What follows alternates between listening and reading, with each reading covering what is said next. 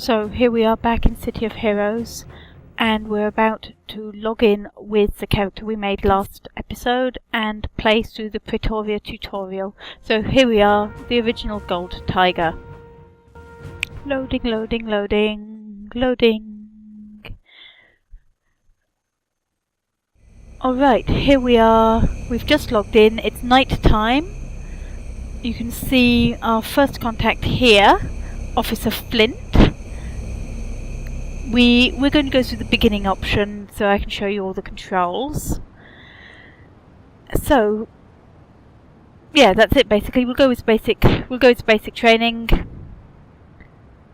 And one of the things that Going Rogue does is it gives you a lot more things to talk to the NPCs about. In the standard game, you just tend to get your missions and move on. In Going Rogue, you have conversation options that sometimes affect the missions, and sometimes you get conversation options within the missions themselves. So let's see what he has to say. He's basically just telling me what we're doing and what we're going on. We get to protest that we aren't actually a member of Power's division, and he just laughs at us and says yes we are. So let's get our mission. Select beginner, and now we're going to go and talk through the combat basics. What you'll see is we have a waypoint pop up, and that points us at the next NPC. Now let's go and look at, before I move onwards any further, let's go and look at the powers that we spent so long picking last episode. So first of all, we can have up to 3 power trays here, and then we can drag some more and move them off. We don't need to do that here. So we've got a jump pack. This gives me 30 seconds of infinite jumping. It's one I got for buying a pack. Can't remember what exactly, but there you go. We've got some temp powers, so that again came free with packs. We aren't going to use them. This is new one for me. Oh, this is another reward for having my account active during their anniversary time. It lets me summon a little robot that's very, very useless. It doesn't actually do anything, it just sits there being cute. What I can summon that's actually useful are my demons. These are my Mastermind Pets. Big arcane sigil, and ta-da, little demon. Pretty ugly, as you can see. We're going to get rid of the robot because it's not much good. Now we wait for its animation to finish. Okay, with Mastermind Pets, you've got quite a lot of control over them. The basic ones are attack my target, follow me, and do nothing. Basically, come to heal. You can write macros to make them do more complicated things. We'll just stick with the basic controls by now. My other power here is Gale, which requires a target, so we'll see it in the next area. Movement is your basic MMO FPS thing. WASD for movement. Mouse for look,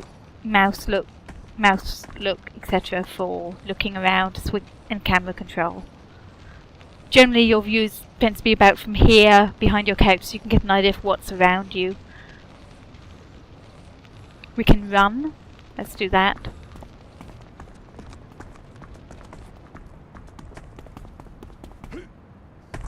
So I speak to the next guy, and what he tells me is just go and test my powers. So let's do that.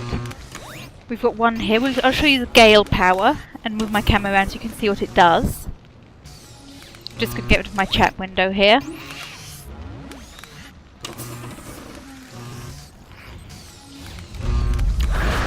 It would normally knock things back, but it doesn't in the tutorial because I think these guys are stuck in one place. There, you see it did a teeny bit of damage, nothing impressive. Anyway, so now let's set the demon on it. Let's set the demon on it.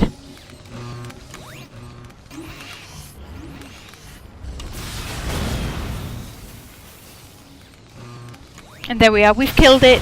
happiness and flowers. And we're going to tell our guy to stop doing that now. As you see, my pet talks to me, tells me what it's doing. Demons have quite a bit of personality.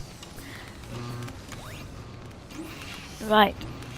Now we're directed onto another NPC who's going to tell me more about my powers.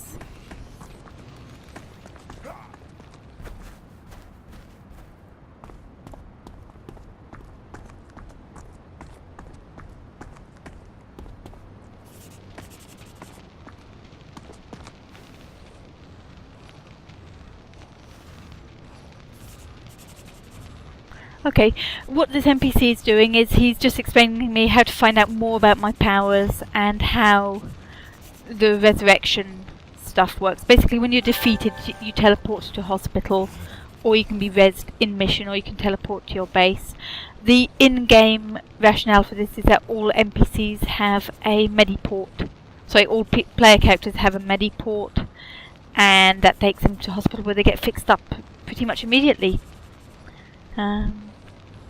So in the main game, there's a new story arc about how it's unfair that the heroes have this automatic health care, but normal people don't. It's a bit like, it's basically heroes get an NHS, the rest of the world is a bit stuffed. This NPC is a bit of a jerk. He's just going on about how much better he is than us. We can try and resign. Let's try and resign. Yep, no, he just laughs at us, and so we might as well go and get our mission. And now we're going to go and fool the resistance and go and smash them in the name of Emperor Cole. One thing he did before we left is, sorry, before I talked to him, is he gave us some enhancements. These you slot into your powers to improve them. We're just going to give the demons a bit more damage and leave the other one for now. These do need to be renewed every so often. Generally about every 5 to 6 levels. We've got a bunch of NPCs down here. We're going to ignore them. We don't really want to get into a fight with them. Oh, except they're picking one. So let's pick a fight ourselves. We'll knock her back and set the demon on her. And the knockback isn't working very well. It used to be better. I do also have a basic attack of my own. I can just punch people. But it's not very effective, and it's not one I really want to depend on. Let's see if the knocking people back goes better.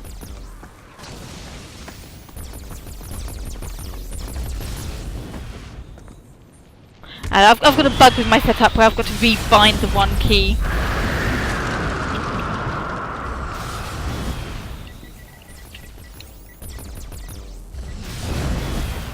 Well, they're running away, so we're going to ignore them and continue on with our mission. All missions in City of Heroes are instanced, so once we pop into this door, we won't see any more players, and they won't be able to kill, steal, or annoy, or otherwise annoy us.